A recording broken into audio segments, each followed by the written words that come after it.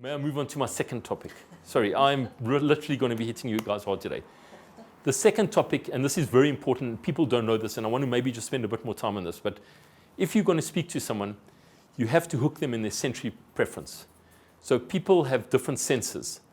Some people, when they were growing up, see the world. Other people hear the world. Other people feel the world, and digitals like experience the world behind computers. These are dominant senses. So if I say, shoot a gun, and like you close your eye, you've got a dominant eye, okay? And you've got a weaker eye. People have dominant senses. This is unknown to people. So for example, today I'm a snappy dresser. I'm dressed like a visual. Some people dress comfortably. So you're kinesthetic. Some people dress like they're making a statement. These are auditory people. So when you meet someone, immediately you've got to eyeball them and try to work out what's their dominant sense. Now let me give you an example of why this is important. Say I walk into a travel agency and I say, yo, life's been so rough. It's so stressed. I need a holiday. And this travel agent says, look at this magazine. Look at this blue beach. This is where you want to go. She's not going to make the sale. This sounds normal to the public. Why won't she make the sale? Because she's on a different sensory wavelength. This person came in kinesthetic mode. They use words like stressed, rough, tough. This person's in visual mode. They higher energy. I'll tell you the difference now. But she says, look at this magazine. Check this. She should have said, imagine yourself on this beach with your sand between the toes. This is where you want to go relax. So, can you see that these are textured words? This person was in visual mode. They're on totally different wavelengths. You're not going to have deep rapport with this person.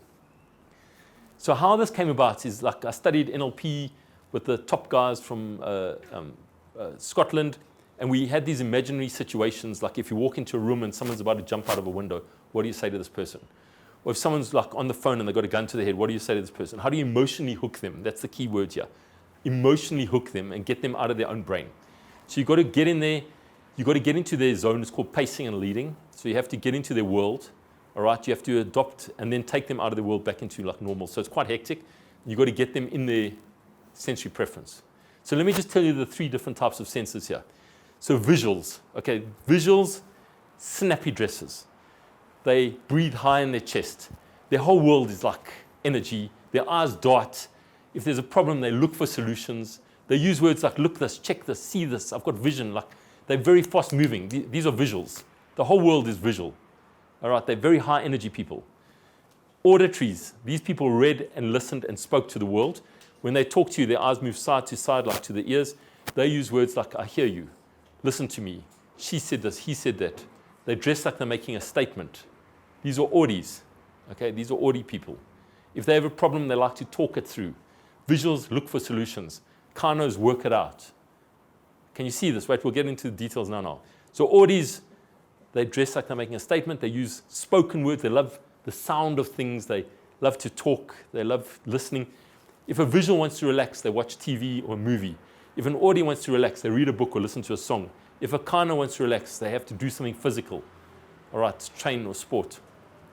So let's talk about the kanos. Kanos are your physical athletes. They're big-bodied men and women, your bearded people. They use words like, firstly, they breathe abdominally. These people, if you put a visual in a room and a kano in a room, you've got chaos. Because the kano will think like, what is this person on drugs? They're so hectic. And this visual will look at this person like, why don't you say anything? Like, why are you so quiet? Like come on, respond. Like, are your brain so slow? Like, what's happening here? And the two are going to have conflict. So, kanos, they dress comfortably. They're your artists. They're your artisans. They're your plumbers. They're your construction workers. They dress comfortably. They breathe abdominally. They use textured words. Fair enough. Cool. I understand. Their eyes look straight at you. They don't even move those eyes. So when you meet someone, and then you get digitals, which is now the fourth one. These people live behind their computers, and they come alive behind their computers. In real life, they just totally, you can't connect with them because they live behind their screens. These are the people that have what's known as tech-induced loneliness. These are digital people. So, yeah, it's a thing. Yeah. The whole tech industry's got a whole world. They get thrombosis. They're a whole world, these tech people. So, okay, if you want to find out quickly what you are, I'm just going to do a quick test on you. Answer to yourself here. If you want to relax, would you watch something, read something, or do something? Answer to your head. All right?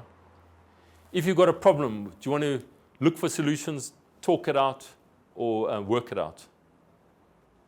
All right? If you had to choose a certain type of holiday, do you want a place like at the beach, at the mountains, or in the bushveld? You know, all of these give you ideas as to where you belong and who you are and what you are. So anyway, you come to someone, immediately eyeball them, work out their sensory preference. Because this will determine, and then you've got to get into their world now. You've got to pace and lead. So if someone's on the phone, and they're talking to you, and they're like very slow and in Kana mode, because these people are always in Kana mode, these suicidal people. They're very emotional. All their senses are inwards, all right? Your senses are either outward or inward. When someone's in a dark space, their senses are inward. And the best questions you can ask them, in my opinion, you don't want to ask them a why question. Why questions are so judgmental, like why are you wearing that? Why are you sitting like that? Why you don't know how to answer me. So I strongly recommend what type questions, because you get a concrete answer. So you can start off like, feel this, what is the problem here? What would it take for things to be okay? That okay is like the most powerful word ever. What would it take for things to be okay? That really sucks them out of their depro.